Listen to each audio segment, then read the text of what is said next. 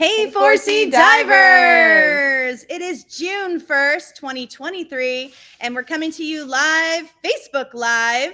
My name's Nicole. Rachel. And we have a couple of announcements for you guys before we start our presentation tonight. It is Jump Into June here at 4C. So what does that mean? That means go on over to our website and check out our new landing page. If you're certified or looking to take other classes, you can find information there about our class schedules for the summer. You can also get a refresher if it's been a while since you've been in the water, or you can sign up and go on a dive with a guide, either at the Blue Heron Bridge or at on one of the boats. Or go on a dive trip. Oh, that's true. And also, we have lots of other guides available, not just boat dives and Blue Heron Bridge, but we have photo guides available, hunting dives available. So if you are somebody who wants to get some extra attention in the water, give us a call and we'll get you booked. All right, so if you've never seen a Facebook Live, you guys need to go over to our website, www.force-e.com, go to the event page, scroll down, find tonight's presentation, and register on our Eventbrite. Guys, the reason why you want to register is we're giving away some dolphin swag at the end of tonight's presentation. A couple of things that we have. We have this beautiful book by the Wild Dolphin Project to give away. And we also have the 4 Oceans bracelet, which benefits dolphins. There you go. So if you want to be a winner, go on before 6:45 and register for tonight's presentation. Also, we want to know that you're here. So give us a hello in the comments section. Tell us where you're listening in from. And also give us a thumbs up, a heart emoji, or a smiley face. Let us know we're doing a good job tonight on the presentation. And if you really like the topic, definitely make sure that you give us that thumbs up. All right, so Rachel, we're going to go ahead and jump into this presentation. So I'm going to make us small and bring our presentation forward. There we go. All right. Ooh, dolphins. Dolphins of Bimini is our topic tonight, guys.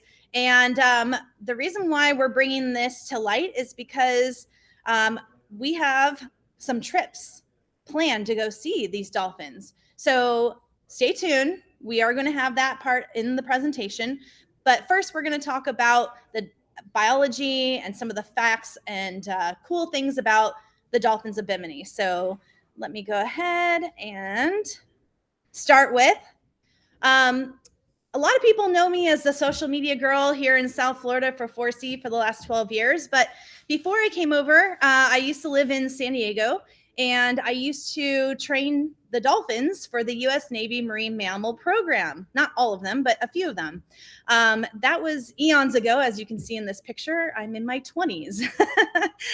But it was a fantastic program. It allowed the animals to live in the ocean, and we would take them out and we'd train them to find underwater mines, divers, and swimmers. And it was a program that was used to help with naval operations overseas during war zone times. Unfortunately, the program is not used anymore, but it was a really awesome time for me to be able to work and learn about these animals. And so I'm able to come to you tonight and talk to you about dolphins, especially ones in Bimini. But I have a lot of experience with dolphin behavior, and hopefully you'll enjoy this presentation tonight. Okay, so the facts of dolphins, especially the spotted dolphins. The scientific name is Stenella frontalis, and this species is found only in the Atlantic, in between the New Jersey, the Azores, and Venezuela. So one thing to note, that there's all types of species of dolphins, and some of them are either subspecies or it's their own species on its own. So just to let you know, there's another type of spotted dolphin that's kind of related, but it's called a pantropical spotted dolphin. They're usually in large schools in the open oceans. But what they have found, that in the genetic work that they've done on Stenella frontalis, the relationship is closer into genetics to the bottlenose dolphin, which is the Tursiops truncatus species. So it's interesting because, like I said, there's subspecies and then there's individual species. And if you're genetic and genealogy Dork. freak. I wasn't gonna call myself a dork, but okay. You're a dork. All right. That is something that if you're interested in, I'd come on in and I'll talk to you all about it because I love talking about this topic. So, okay, the life history. So they are highly social animals. All right. These animals are very smart and they like to hang out in what is called a pod. And each individual is ranked depending on its gender, age, size, and other factors. This particular species likes to form very small groups, and they consist of just a few individuals. And what they'll do is they'll travel around together. And then when it's time to do some mating, that's when they find other pods and they get together. So that way the genetics are evened out and they're not interbreeding throughout the history of their lives. So something about the animals too is if you see a very small group of dolphins, maybe one, well, not sorry, I meant 2 to maybe 5 at a time, that you're usually going to find that they're males. The males, once they become mature, they hang out very either solo lives or very, very small interaction with other males. Bachelors. They're bachelors, exactly.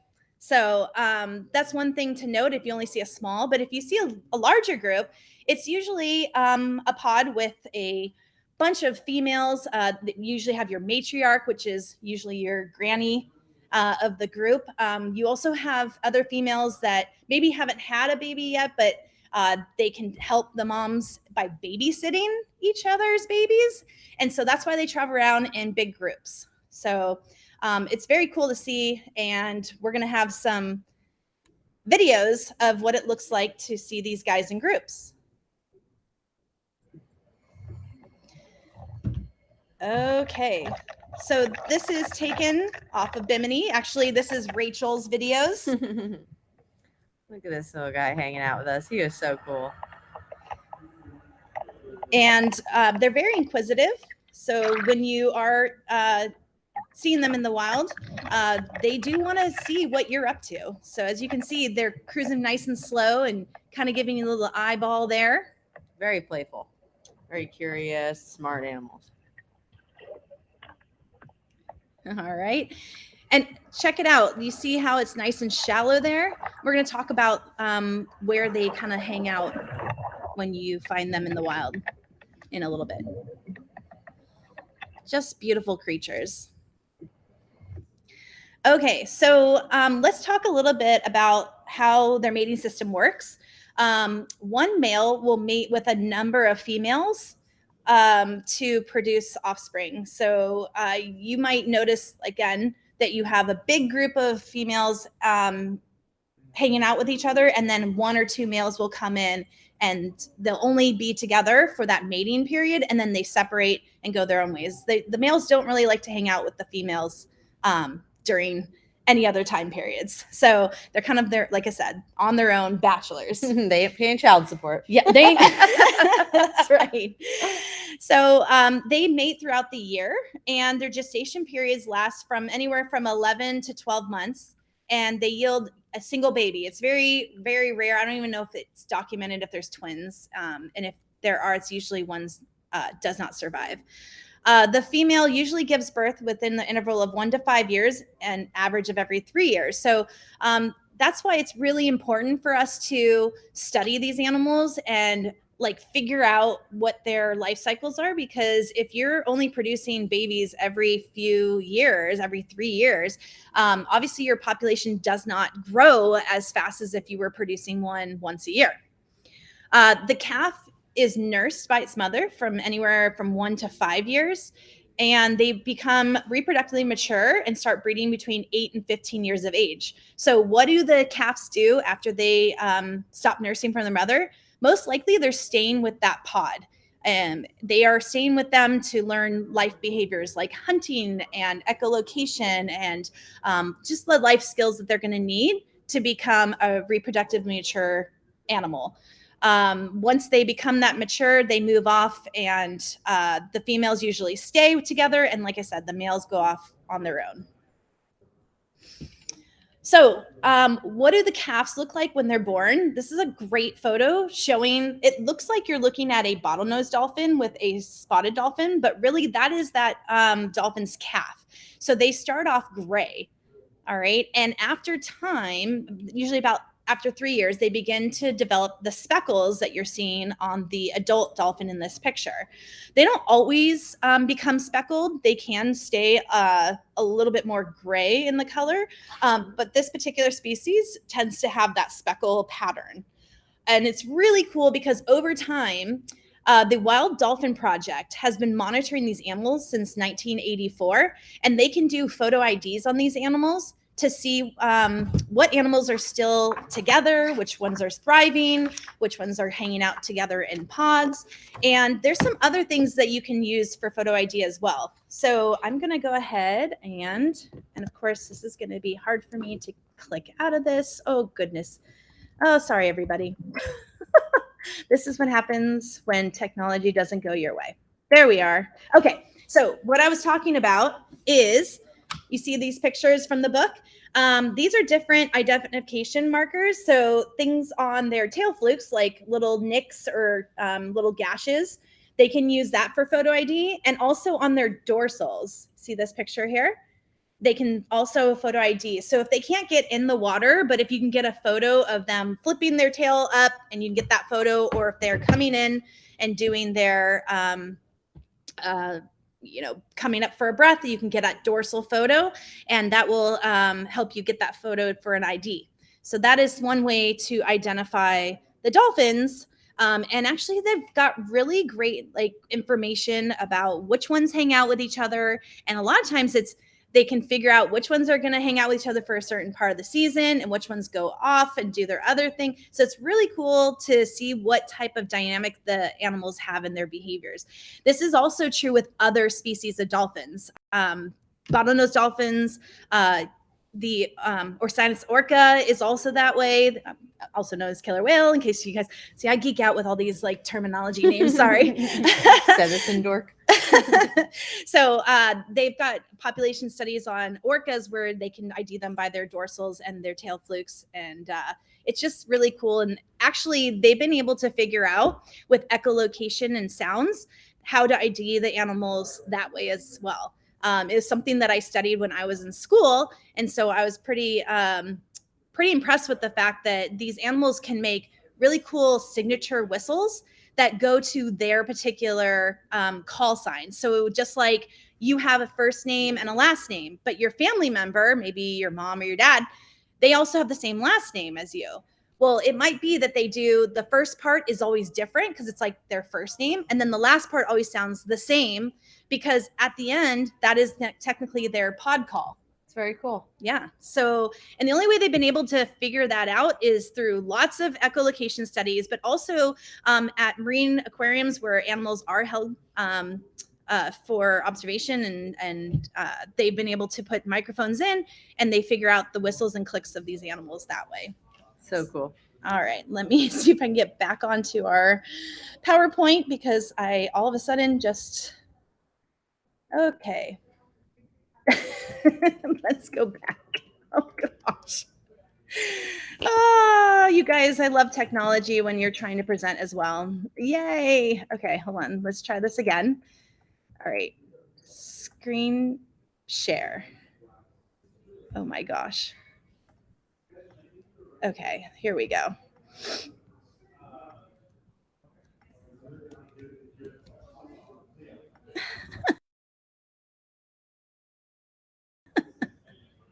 Okay.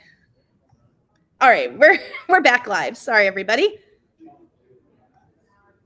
Oh gosh, and how did I get to that? Okay, let's go back. There we go. That's where we left off. Thank you. Sorry, everybody. All right, the population. The present population of the Atlantic spotted dolphin is threatened by hunting for food and bait along the South American and West African coasts of its habitat, especially in the Caribbean Sea. Besides, the species usually suffers from fisheries across the area and its range. The dolphins are often entangled in fishing nets, which causes a great mortality amongst these animals. So, guys, overfishing is a threat to these animals. Ghost nets are, and then also don't forget pollution. especially the microplastics.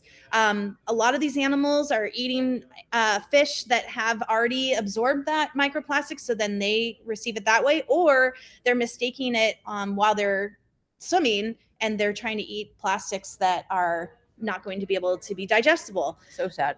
A lot of times you see these animal strandings that happen. The people who work to try and get those animals back in the water do a really good job at trying to put them back in the water. And if they cannot, then they take them in and they take them to a rehab facility somewhere like SeaWorld, or there's other places along the state of Florida, where we can go ahead and try and rehab them to re-release them.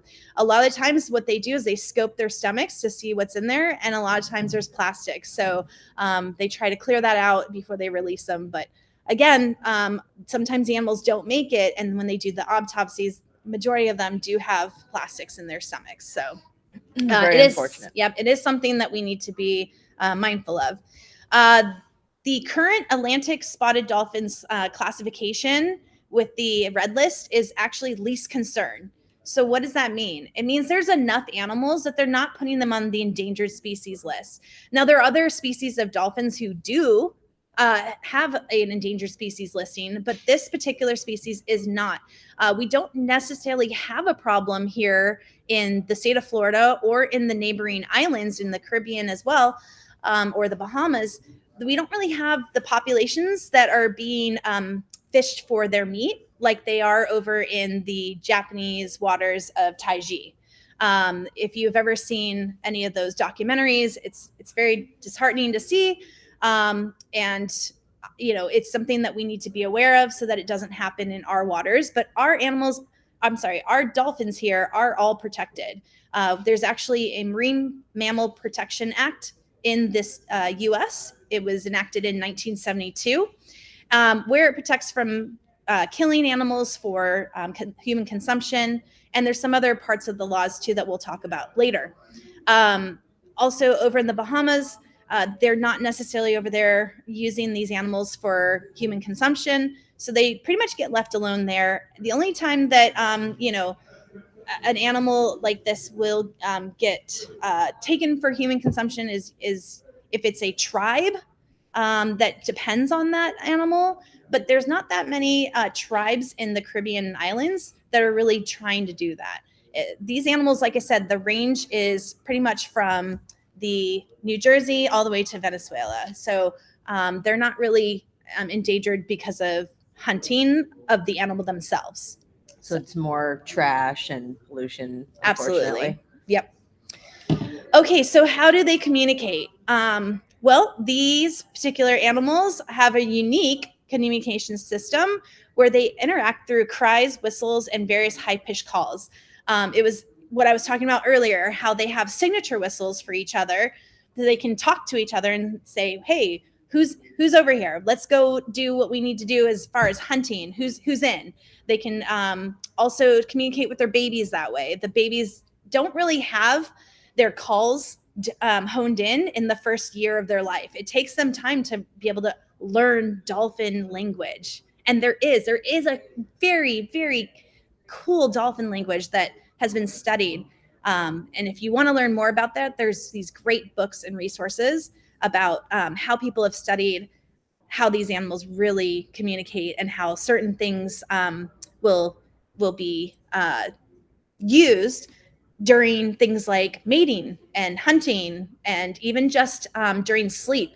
Because guys, dolphins, if you don't know, they cannot fully sleep like we do. So you know how when we fall asleep, we're not worried about not breathing. Well, unless you have sleep apnea. But these animals have to consciously remember to breathe. They have to consciously remember to come to the surface and take that breath. So how do dolphins sleep and rest? They have to shut down half of their brain so that they can continue to go to the surface and grab air. So it's really hard to be a dolphin because you're in this big ocean where there's predators or boats or any other things that could potentially harm you. So you have to be on call. So when I say that they have different calls and whistles, they have a way to communicate with each other. Hey, there's danger, or hey, I'm over here, or hey, this is fun. Very intelligent. Mhm. Really cool. They can also use their body language to help communicate with each other. So as you can see in this picture here, rubbing up against and they usually swim when they want to be really tight. If they think there's a predator around or they feel like they're in danger, they'll actually swim pectoral fin to pectoral fin. So their little fins on their sides are called pectoral fins. And they'll touch those so that they stay really close to each other, especially the babies. It's like holding hands. Absolutely. Another communication that they can use is that sonar technique. It can detect objects through sound waves that reflect off of the object and return back to the animal. So that melon, that big head that they have, is all squishy, and that's send out the sonar, and then it comes back through and gets transmitted so that they can see what they're looking at. So it's amazing, you guys. I've actually seen where the animals cannot see the object and they use that sonar to go through like sand to figure out what that object is. That can be used in hunting, and actually I have a photo of that in just a second. And also they've also had in captivity where the dolphin has used its sonar to go through a woman that was pregnant in the water with them, and they were like hooked onto that pregnant lady because they were like seeing what was in that womb. It's like having x-ray vision. Absolutely. So there's that picture that I told you I was going to come back to. So the Bimini spotted dolphins, they love to live in the shallow water in the sand flats. Because that's where a lot of their food source is going to be. They are carnivores. You know, obviously they're eating fish, but their diet primarily consists of bottom-dwelling invertebrates, squid, and fish. So as you can see here, they're foraging in the sand and they're using that echolocation to look for things, and then they'll bury their head into the sand and grab it and pull it out. I was fortunate to have a husband who traveled a lot to the Bahamas, and he was able to get this photo, feeding at night. They love to feed at night on the flying fish. So here at the surface, if you can see that spotted dolphin, in his mouth is a flying fish. Super cool.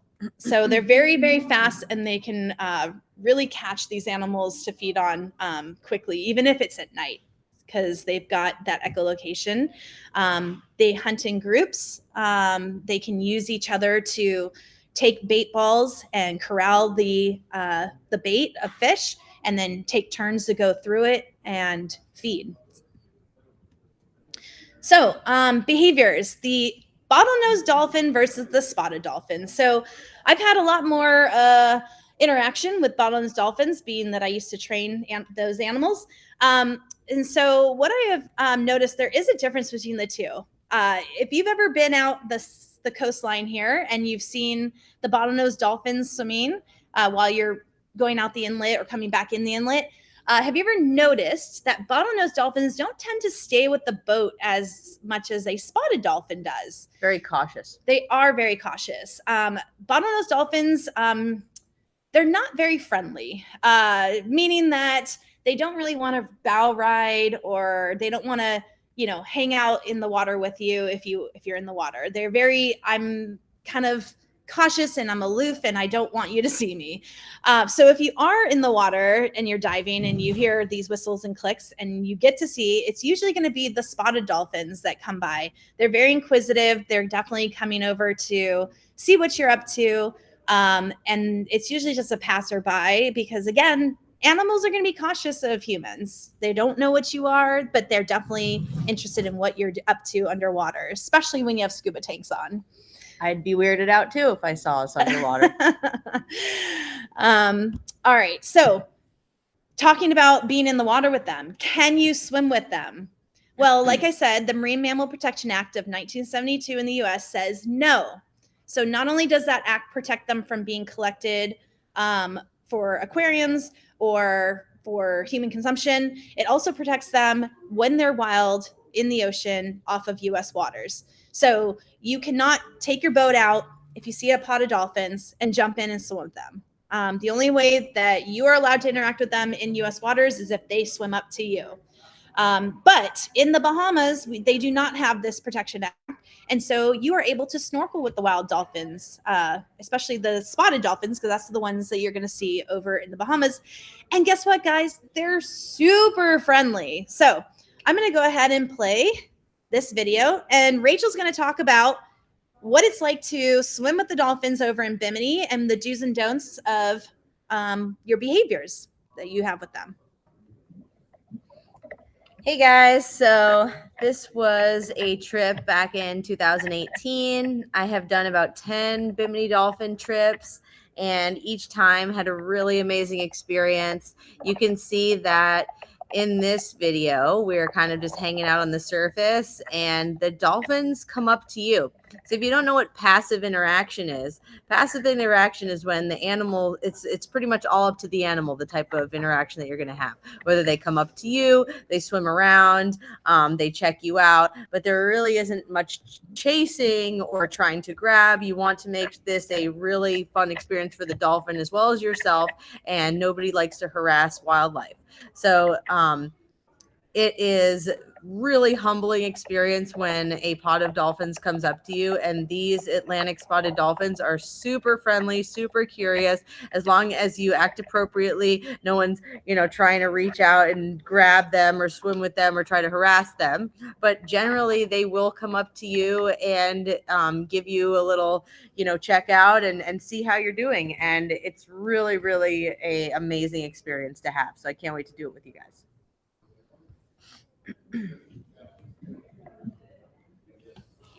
This was a picture of one of our clients, Heather, with a bunch of dolphins that were kind of swimming with her. It's almost like they're dancing. They're really majestic in the water. So we have 3 different trips scheduled. We have one on June 9th that I will be leading. We have another one on June 18th that Raph at the Boca Store will be leading.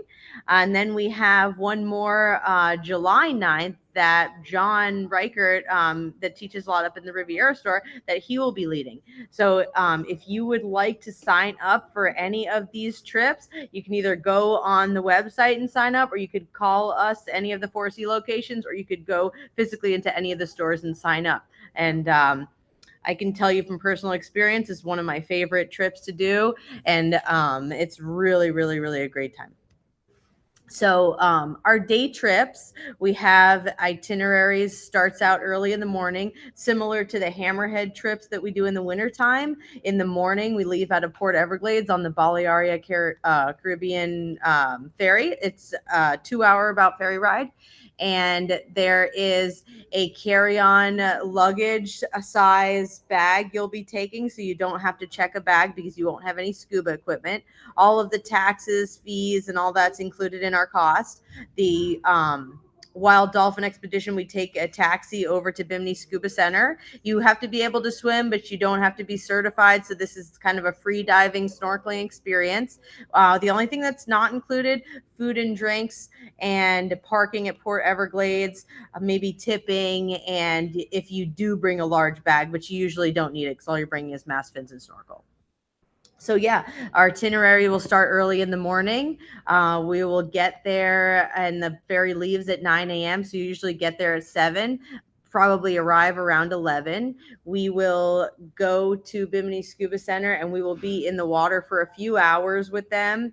And this isn't, going to SeaWorld and seeing a captive dolphin. So this is a wild interaction. So it's never guaranteed. But if for some reason we don't find dolphins, a lot of the time weather can have to do with that, where when it's choppy, it's harder to find them because you see all the white caps and you don't see the dorsal fins. If for some reason that does happen, they do take us to a really cool area to snorkel. So no matter what, you will have an excellent time. And then the ferry will leave between 7 and 8 o'clock. Some of the ferries leave at different times, but usually you're home around 9 or 10 o'clock at night, and then you can go back home. So it's not even out of Miami, it's out of Port Everglades, which isn't even that far depending on where you live. But for a one-day trip, it's really an awesome experience, and I recommend, if you haven't done it yet, to definitely try it with us. You'll have an excellent time. Awesome. Okay, they want you to review the dates again. Okay, so the dates are June 9th, which is in 9 days or 8 days. And that one is led by me. Then we have June 18th, which is led by Raf. And then July 9th is led by John Reichert. Okay.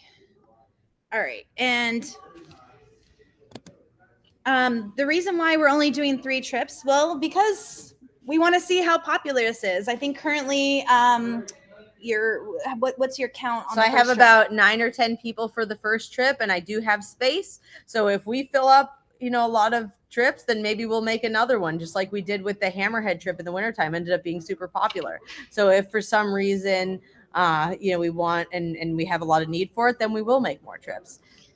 So they want to know, how many times have you gone over there and you didn't have interactions? So out of the 10 times I've done it, 2 times we did not see dolphins, but we did go to another area where everybody really did have an awesome time, and they will kind of read the room and see after, searching for a few hours if people want to give up or they want to continue to search. And if they want to give up and go see some of the beautiful reefs in Bimini, we will snorkel it. There's some swim through, some really cool areas. So guarantee you, no matter what, you're going to have a great time.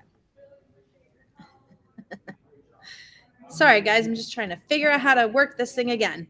There we are. Okay, so another question they have is, what is the cost? So the cost for the ferry, the trip out there, the dolphin excursion, the ride back is $480 for the day. And most of that ends up being your ferry ticket, because the ferry day trip tickets are a little more expensive than when you go there, spend a few days, and come back.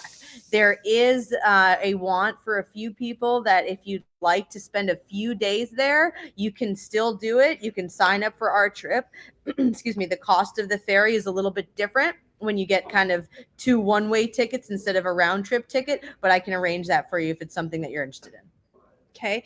And they want to know, do you need a passport to do this? Yes. So anytime you go to the Bahamas, you have to have a passport. Okay. And then they're wondering, how big is the boat? So it's going to depend on the group we get, because they have a smaller group if we have, a smaller boat if we have less than 10 people. And then they have a bigger boat if we have more than 10 people. So I'd say it's in the 40-foot range. It's a good sized dive boat, the same one that we use when we go and dive with the hammerheads. If we have a lot of people, if we only have 10 or less, we go on a smaller, faster boat. Okay. And also they, there's the stingrays are nearby. Is that an option if you can do the Stingray Harbor or Stingray City? Stingray City. Mm-hmm. It's an option if it's a dedicated Stingray City trip. If we look for dolphins for hours, we won't have time to go out to there because you'll miss the ferry because you won't be back in time. And what's the cancellation policy if there's bad weather? So if there's bad weather, it actually is never happened to me, knock on wood. The reason why we do this more in the summertime is because we have more flat seas than we do in the wintertime. And the more flat seas are the better chance of you finding the dolphins, because when you see a lot of those little white caps, that makes it harder to find the dorsal fins. But if for some reason, a hurricane is coming or something is going on, they will just reschedule us on a date that works for everybody. Because unfortunately, once we buy the ferry tickets, it's just like getting an airline ticket. Most of the time, it's not refundable, but they will reschedule us and then we'll be able to go a different time. Since you were talking about staying over, do you recommend where to stay? Do we work with certain so hotels? Bimini Scuba Center, he has Neil is the owner, and he has some recommendations. Most of the time people will stay at the Hilton, and there's also Airbnbs in Bimini that are a good idea to stay in. The Hilton tends to be a little bit on the pricey side, so if you're looking for something where you could split with multiple people, getting an Airbnb is a great idea too. Awesome. So you're talking, and I want to go back to the behavior. So when you're out there looking for the animals, it's sometimes hard because they're teeny tiny little dorsal fins right on the surface. So what are some of the ways that we can spot them? Well, the boat usually has binoculars on there, but it's really good to look out and look for things like birds, because if they're feeding at all, the birds are usually crashing on the bait fish that they're feeding on. So that's one way to kind of take a hint that they're in the area. They also usually will be on like the fly bridge, the top of the Mhm. boat, and then everyone can kind of look on there. You can use binoculars, but a lot of the time, once we find them, when we get even remotely close to them, they are very playful and they will come and hang around and really interact with you. It's really an awesome experience. And then a good question: can you bring a drone? I've never had a problem with anyone bringing a drone, but we would have to double check with the captain. Yep.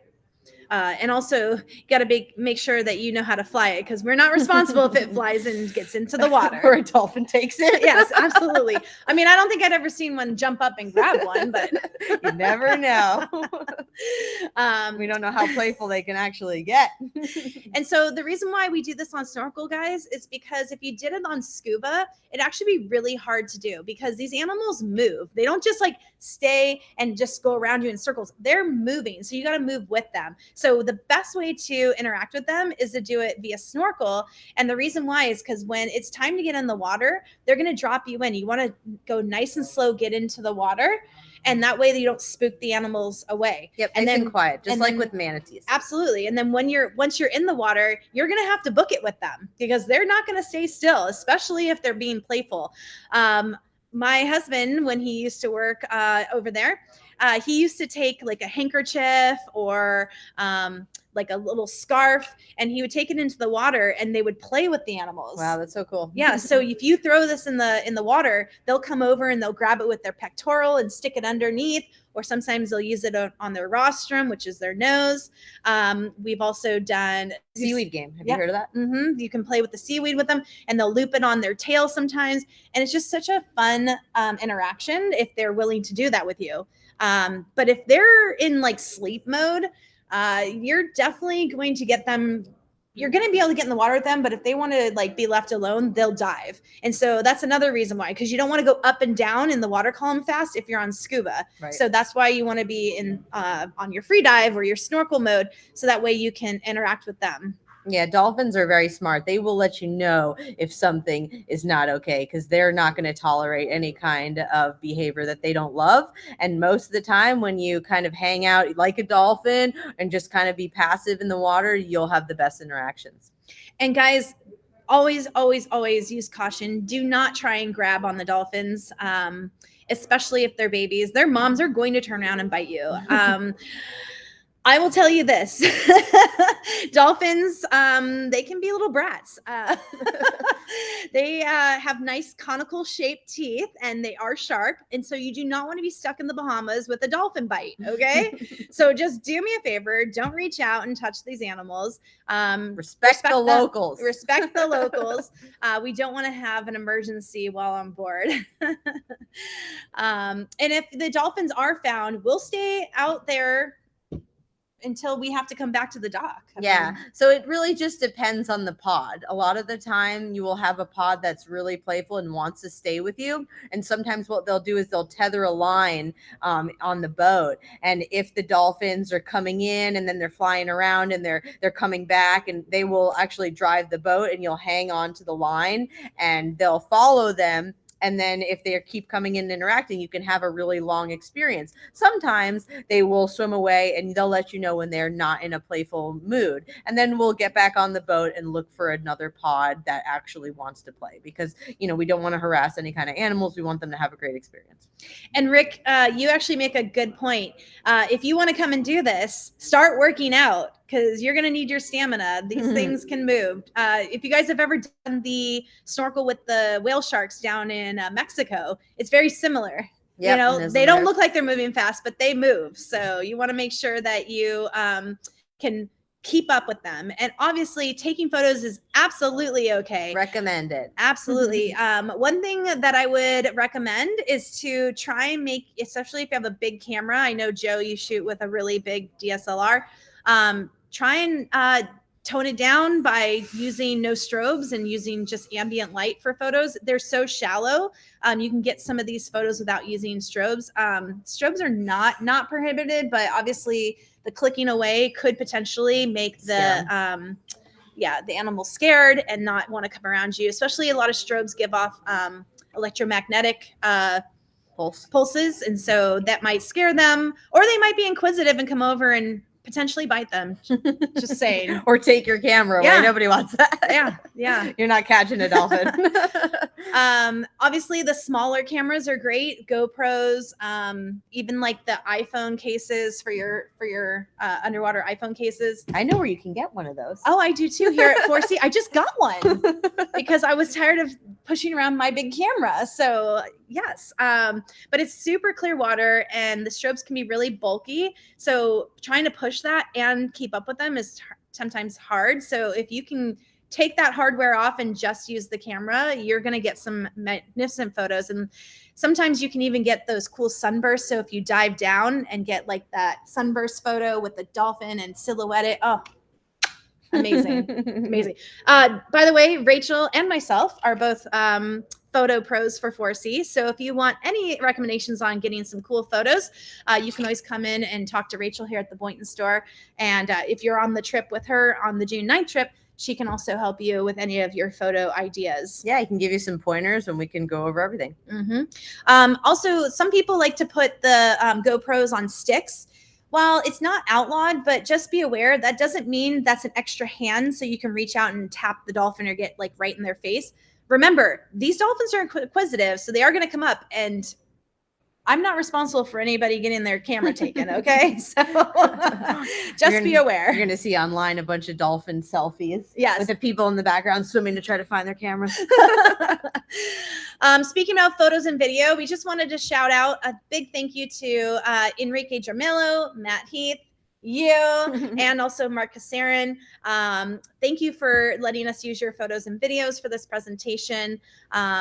I actually find that all of my photos that I had were for so long ago that they were just not as magnificent as this. So I really do appreciate you guys letting us borrow that for this presentation. So we have a lot of spots available, Joe. So either call the Boynton store and talk to Rachel, or you can go on our website, www.4sashi.com, and you can register right there to get on that trip. Yeah, we have at least 5 spots. So please sign up.